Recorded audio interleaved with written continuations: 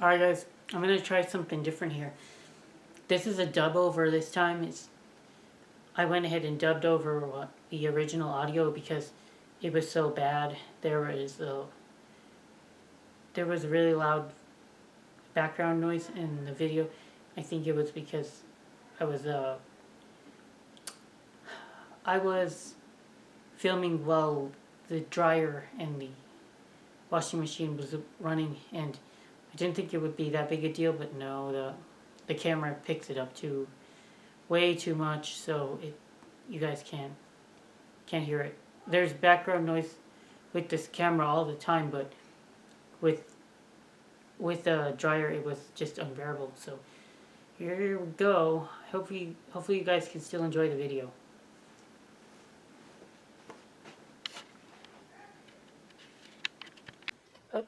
Okay guys, good Marks Goods here, and today we're going to take a look at some pretty slick flatware here. I found an auction that had a whole crapload of what looks to be hotel plate pieces. Now, what I mean by hotel plate, not just like generic hotel plate from like Oneida or Rogers or anything like that, but actual pieces other than of the names of the hotels on the pieces. So that should give these pieces a big advantage and a good size premium on top of the normal flatware you find. If you can find antique hotels, or say like hotels that already exist, like the Sheraton, or you'll know what some of bigger hotels, right? Some famous Las Vegas ones. Find something with the Caesar's Palace on it, or the Hilton, Trump Towers. You find those names on hotels, on hotel pieces, you're gonna do okay. So start digging through, and of course you want to find sterling too. Okay, so this looks like the Rogers piece. Two-door plate. Okay, not quite sure what that pattern is for. Two-door plate is kind of interesting. We've got Ricebrick Silverplate. Never heard of Ricebrick. Never heard of Ricebrick. Oh, okay. Well, the first one, the Emerson. Okay, we got a knife that says the Emerson. Whoever owned these pieces collected was a collector themselves. That's why I was really hoping to get this lot for a reasonable price. And I did. It wasn't that expensive. So, ice tongues in the chicken feet style. You see that a lot. Really, you do. Okay, we'll put the hotel pieces separate from all the other stuff so I can keep a tally on how well I did. Our RW and SA1 sectional. Okay. And Isco. Okay, that's cool. This might have had something here, but I don't see it. Would have been at this point. Or maybe it's just damage to the plating. Could have just been damage to the plating. So this looks like an International Silver Company piece. I think. I don't know. Put it over here. Okay, so you don't see very much of this. It's, first of all, the marking is 1877 Niagara Falls Company. And the marking is actually marked B. For plating purposes, A was the standard, the better standard for plating, and then it went down to B, C, D. So B, they're telling you that it was lower quality, which in this case means the amount of silver plated onto the pieces. Kind of obvious why they didn't really make that much flatware that was B. Because you're advertising that you're not making a very good product. Anyway, so this one also says the Emerson. So I've got two pieces of the Emerson. International Silver Company, and then the back says Meyer Hotels. Okay, good. Viceroy plate. I hope that there's more of this one, because this looks like Art Deco. Could be worth something. So here we've got the most obvious sterling handle piece in the world here. When that sterling handle cake piece. That's really cool.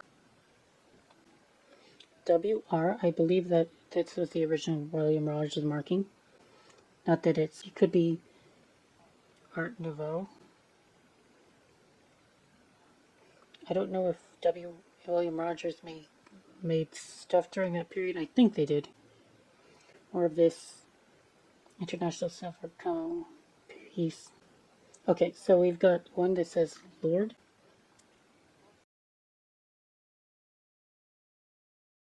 Baltimore. Made by International Silver Company. 3 pieces of hotel plate. Ready? Welco Extra. This one says the Emerson. Alright. Feeling pretty good so far. This one says Oriole. Well, this one, whatever was on the front, if there was anything on the front, rubbed away. But the back says Meyer Hotels. So pieces that said the Emerson, so I guess they had more than one hotel, I guess. Okay, so here's the pieces, and this is one of the first things I've ever found in. Got me curious and made me realize that I really enjoyed doing this, because I found some international silver pieces at the Fontainebleau, and I said, oh wow, that's so cool, and I don't think I ever found out what the Fontainebleau even was. So given that there's a lot of other hotel pieces out there, I would imagine that the Fontainebleau has to be a hotel, right? JMM, this is the JHM. I'm not sure what that stood for, maybe just the guy's initials.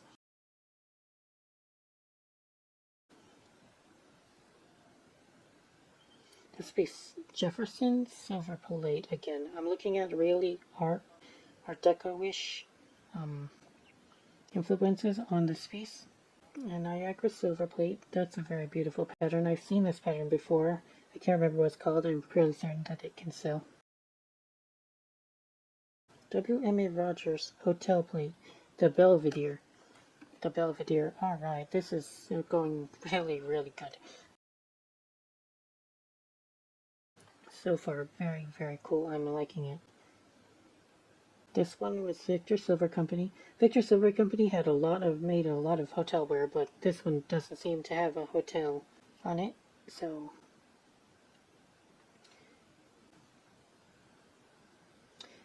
HT Manufacturing Company. Don't know who that is. It looks plain, so I don't care. Okay, so this one we've got the Royal Palace. Embassy Silver Plate. What we're looking for. Another piece that says the Royal Palace. Is that in Vegas? It sounds like it. The department company. That's all it says on there. Okay, this is International Silver Company, and there is something here, but it's worn out, really worn down. I can make out an H, well, it might be a U or an A, and then at the end it says TIC. Last line. Oh, a line. This could have been railroad pieces, which is also very nice. Later research was able to find out that it's actually a railroad piece, the Atlantic coastline. Now, the value is going to be a little bit hard to tell because it's worth something because it is legitimate railroad, but the marking is bad. So it'll probably go for around 50%, or maybe a little around 50% of what it would have went for on a good piece. And you can get $30 to $50 for a really good piece of railroad flatware. Hotel Markham. Okay.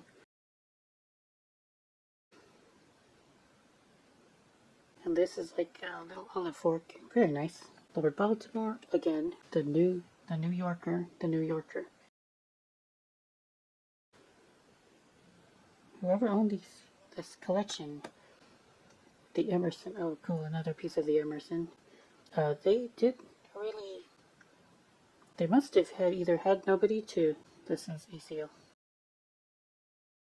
They must have either not had any errors, or the errors they did have, they didn't appreciate this stuff, which is very sad.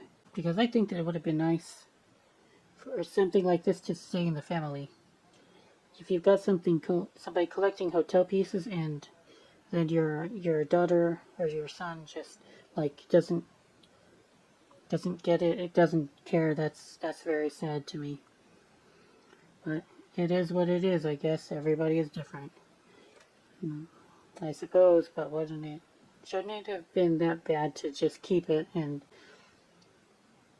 your house, or if I guess just if this was just kind of like an inheritance, and it's not, then maybe it was. If somebody very estranged from their wife and just days away, and then the wife gave stuff away, I don't know, divorce or something. Maybe a widow, because most of people wouldn't want to just give away their hotel ware collection like this. This would have taken years and years and years of collecting. Unless you buy stuff in bulk like me, you don't really find a large amount of this kind of stuff in one place. So yeah, somebody probably just spent a lot of time and effort collecting all these pieces, only to come to my lap, and I'll probably just sell them off to another collector who will appreciate these things again, and then I could use that cash to buy more Silverplate. See, that's the wonderful cycle. Okay, well, I see a lot of hotel plates again. I'm kind of celebrating at this point because I know that this is going to be an incredible buy. This is the New Yorker again. New Yorker, okay.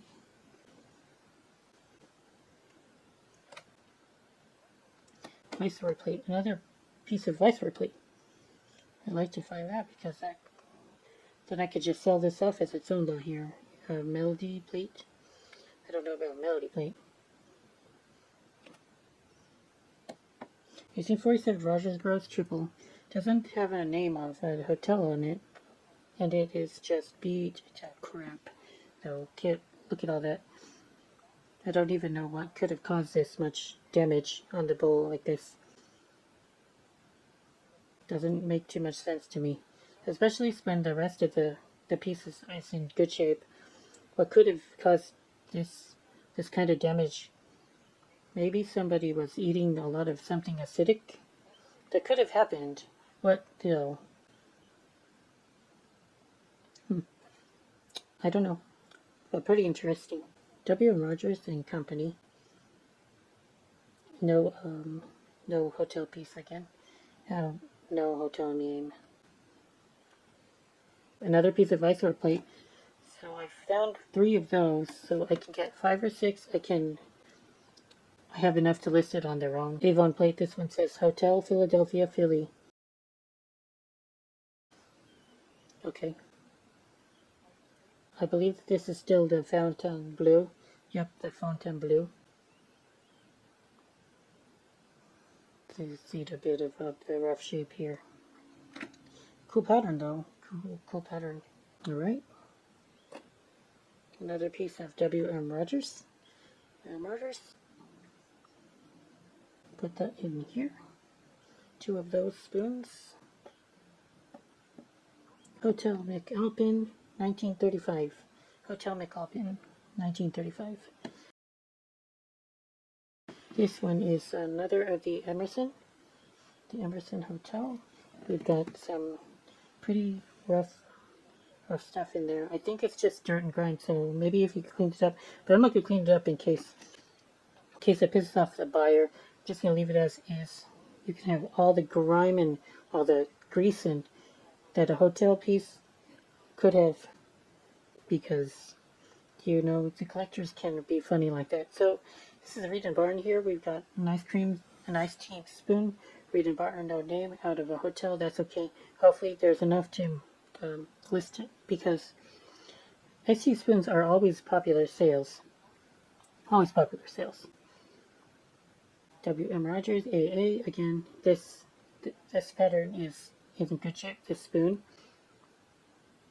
4 pieces of Viceroy plate. We've got a listing right there at this point. Damn, dude. This is beat up. And look at the pattern here. This is very old. Like, this is maybe the oldest piece that I have currently. So this might be worth keeping just because of its age. It could be rare. I don't know for sure. And I can't make out the company because it's so faded. On the back, all I can make out Silverplate. Okay, so it could be Plymouth. I think it's Plymouth. You can only see it by getting the light reflected just perfectly. I doubt you can see it on your monitor. Plymouth Silver Company. There is a monogram here. It's a very interesting spoon, that's for sure. I don't think I have it in my heart to destroy it. More the fountain blue. The plate, the hotel plate pile is growing like crazy. I hit a big score today, and they even got these knives too. This one's in pretty rough shape right here. This knife, no, not good. Not good at all. It's chewed up right here, but this one's in a lot better shape. Holy smokes! What happened to this knife? Guys, it's not good. It's been abused. But I'm gonna include it with all the other stuff. Hotel costs. Hotel costs well. More of the fountain blue. Holy guys. I'm just seeing money here, like dollars, or for more silver plate. It's more like it. Imagine each of these pieces, easy $5, $10. If the hotel is in demand, and there's at least 30 pieces in there already. Keep it coming. Keep it coming. Hotel Markham. Albert Pitt Company. Okay. Right. All right. Okay. This is a Royal Palace. Royal Palace. Okay. I think I've found like 4 or 5 of these Royal Palace pieces. No need a community piece. Don't recognize these. Now the weird thing is there's quite a few Oneida patterns that I don't recognize, but the patterns that I don't recognize are very rare because I don't ever see them very much. And when I look at online resources, they don't usually have these patterns on the internet very easily.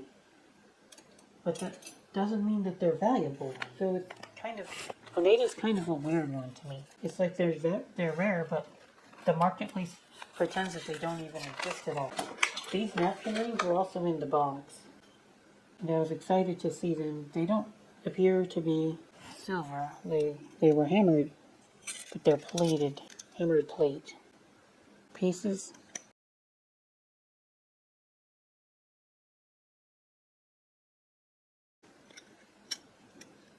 Quite interesting because this is Prospect Point, Niagara. Okay. And then this one says Miami, Florida. Miami, Florida. You know, they don't even feel like they were made as napkin rings, but maybe someone turned them into napkin rings. I can definitely see people liking these. This seems to have been stapled right here, and I don't know if a manufacturer would have made it this way. Okay, so y'all are looking at this. Now, I didn't pay very much for this box. And the bottom, this is stuff that's not hotel marked, and the stuff on the top, it is. Now I have to, the problem with this is that it's going to be very labor intensive, and it'll take a lot of time to catalog each piece, take good pictures of it, and make it so an auction. But 35 separate pieces. Now we'll assume a low end range, $5 a piece, $175. Higher end range, $10 a piece. The reality is probably somewhere in the middle. So 200-ish, 220. It's kind of up in the air right now. And then it would probably take an entire day's of work to list all of these. So not that bad. You could put them all in bulk and ask for $5 a piece, and I would profit. I think parting them out and doing more research, yeah, it takes a lot more time, but you're probably going to do a bit better in the long run. Again, it just depends on how much you value your time. And the nice thing about parting them out is that you can get a lot more different buyers. They'll look at your store because they'll be looking at a certain piece maybe, and then they'll look at the rest of your store and maybe fall down a rabbit hole. They'll never do that if you just sell all of your pieces at a single auction. Not as much anyway. So you're going to get a lot of more eyeballs, which is worth something if you part them out. Also got a real silver here. Don't forget that. That's worth something to me. It's like $10 in silver here. Oh, look at this again. This piece that I was saying that was so messed up. Does anybody recognize this logo here? It's 3 circles, curves, loop. I don't know what to make of it though. Okay, that's it for today's video, guys. Thank you so much for your time, and I hope that you all learned something from my content. Any comments, questions, concerns? I'll leave them in the comment section below. Thank you. Good Marks out.